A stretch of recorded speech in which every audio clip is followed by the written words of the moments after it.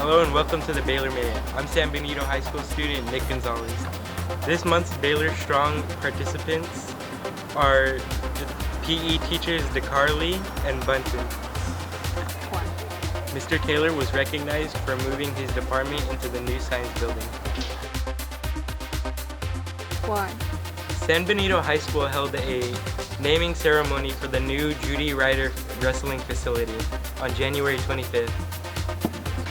This facility was named after Judy Ryder, who was a former board member that passed away in 2006.